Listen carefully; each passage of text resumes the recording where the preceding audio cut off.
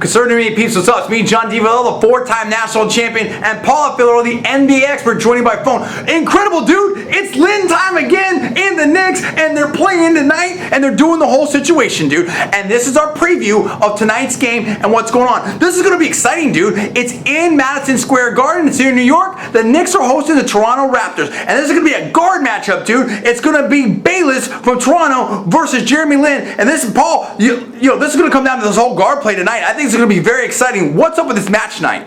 C&M viewers, we've got a great matchup tonight coming from Madison Square Garden, just like John told you.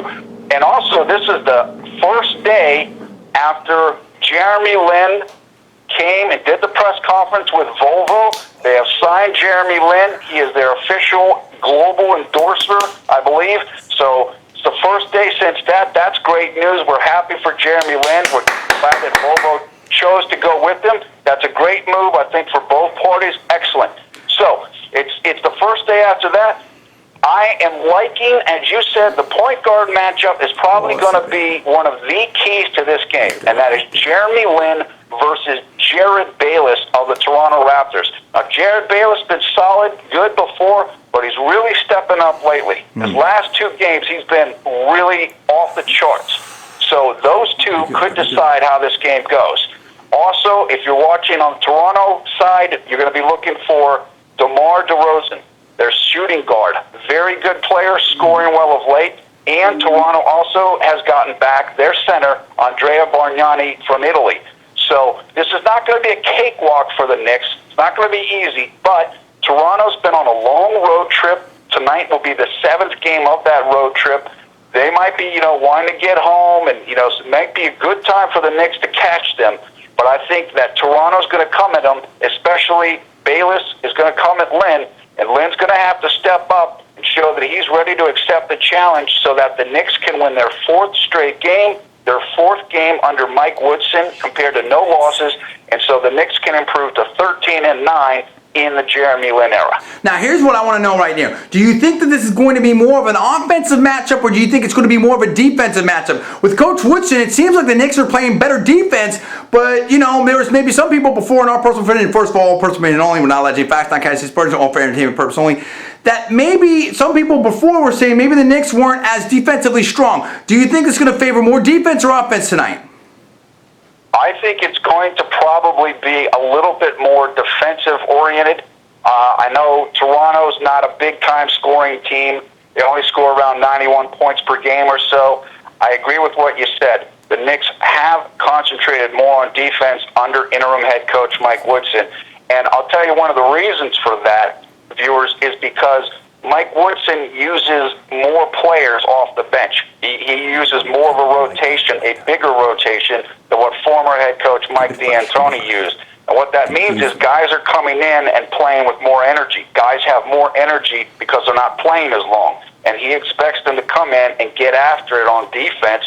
I think that's helping New York. Because if you expect guys like Carmelo Anthony or Mari Stoudemire, who aren't known for their defense, to play hard, then you're going to have to rest them a little bit more.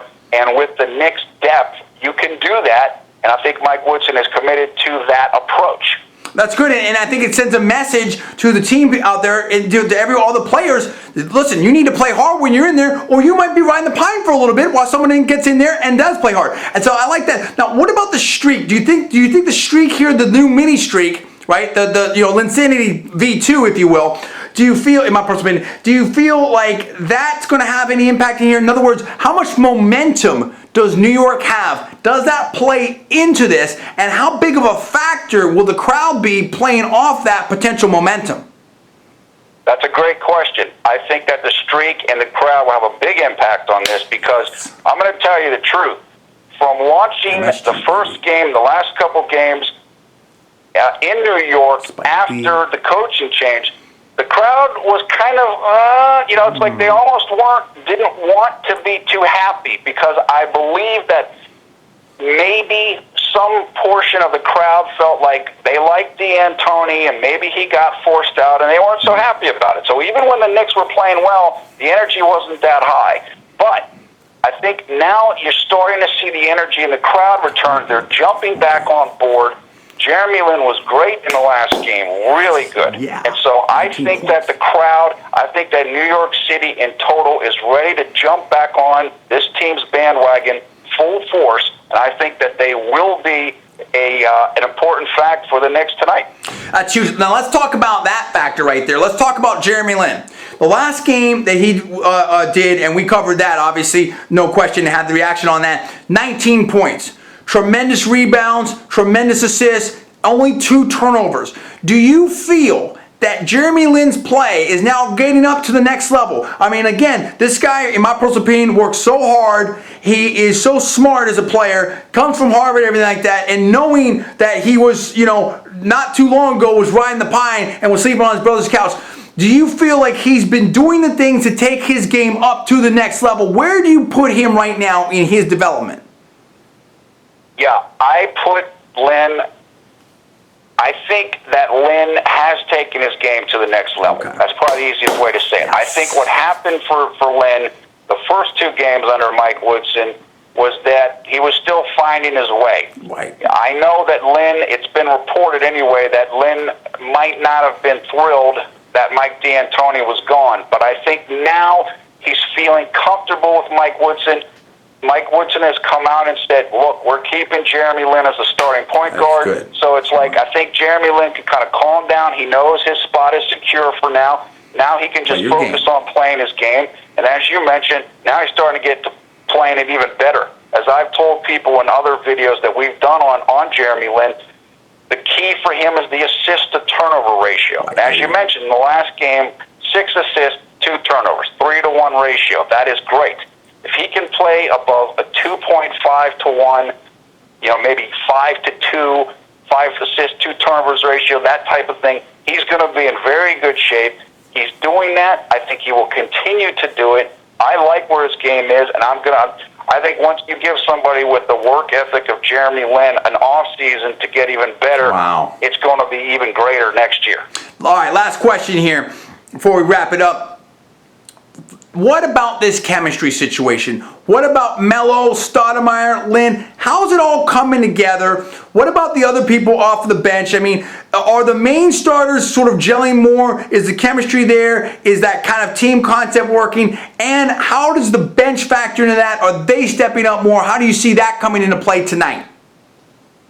I think the chemistry has gotten back to either at the same level or very close to the same level that it was during the 7-0 streak of Linsanity version 1, which was amazing chemistry.